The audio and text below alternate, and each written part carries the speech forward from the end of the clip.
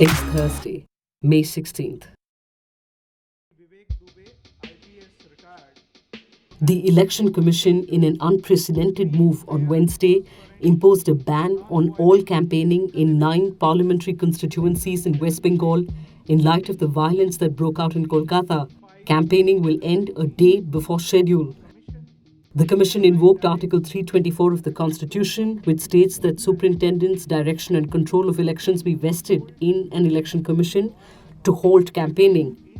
With a view to ensure free, fair, transparent, non-violent, ethical elections during the 7th phase, that is 19/5/2019, Commission hereby directs that no person shall convene, hold, attend, join, or address any public meeting or procession in connection with an election, or display to the public any election matter by means of cinematograph, television, or other similar apparatus.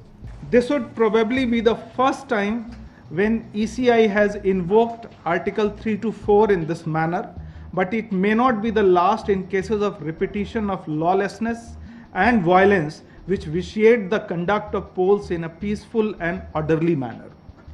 Election Commission of India is deeply anguished at the vandalism done to the statue of respected late Sri Ishwar Chandra Bandyopadhyay, who was conferred the title of Vidyasagar by Sanskrit College, Kolkata.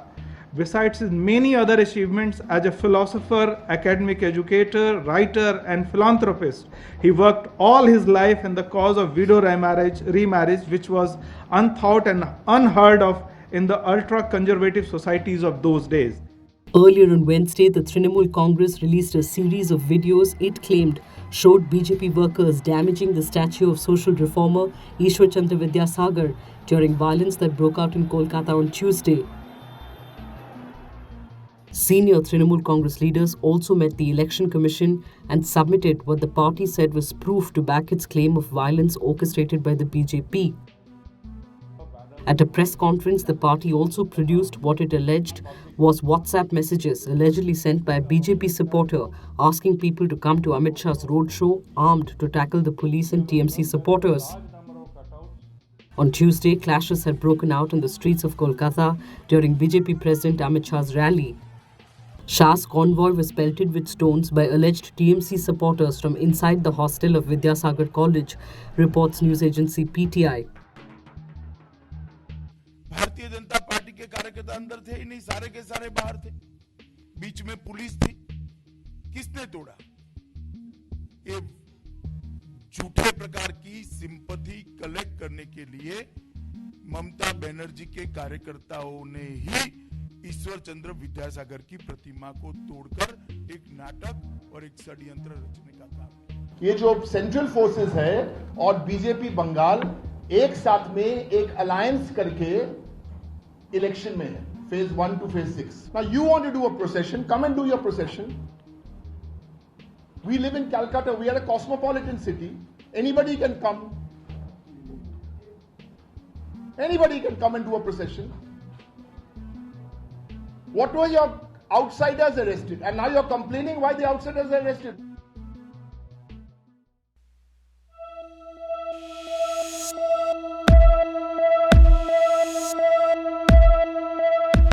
San Francisco, California, arguably the seat of the biggest tech discoveries in the US, has become the first American city to ban facial recognition technology. The ban is being seen as a victory over the possible creation of a surveillance state. It bans local agencies like the city's police department or transport authority from making use of the developing AI facial recognition technology and mandates that plans to buy any kind of new recognition technology be approved by the city's administrator. With this vote, San Francisco has cleared that face surveillance technology is incompatible with a healthy democracy. Matt Cagle from the American Civil Liberties Union in North California told the BBC. Critics of the law say it will hinder the work of security forces, and instead of an outright ban, regulations should have been contemplated. The San Francisco Police Department does not presently use such technology, and the technology has only been tested to help identify small-time crime suspects or perpetrators of mass carnage, reported the New York Times. This technology is, however, used at the international airport and ports, which are managed by federal law and will not be impacted by the bill.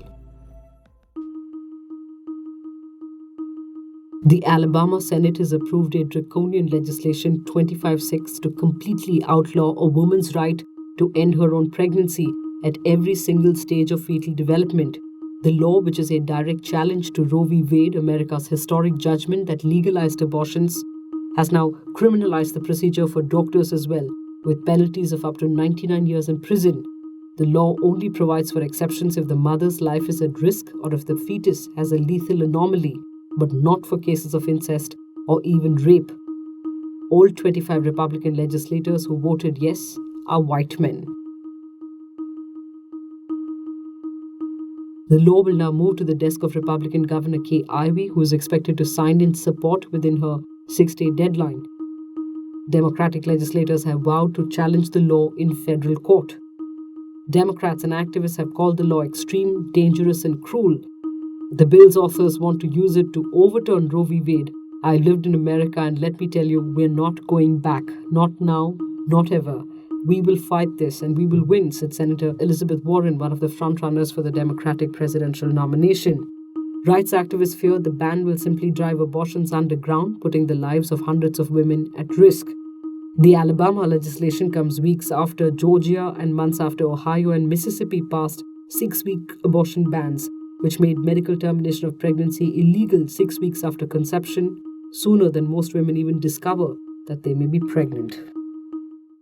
And finally, we humans have a tech solution to everything, even problems we did not know existed, like how to trick your pedometer. A hilarious video shared online shows how the Chinese have developed phone cradles to boost daily step counts. Some insurance companies in China allow people who consistently reach a certain daily step count to get discounted health insurance premiums, says Matthew Brennan, a tech expert explaining the auto-generated 30,000 steps. What other tech inventions do we need? Automatic book readers so that the unread books on your bedside table don't feel bad? Restaurant noise generators so that you don't feel alone at home? Let us know in your comments, and we'll see you tomorrow. Love your morning fix? Help support our journalism. Subscribe to Scroll Plus using the link in the description.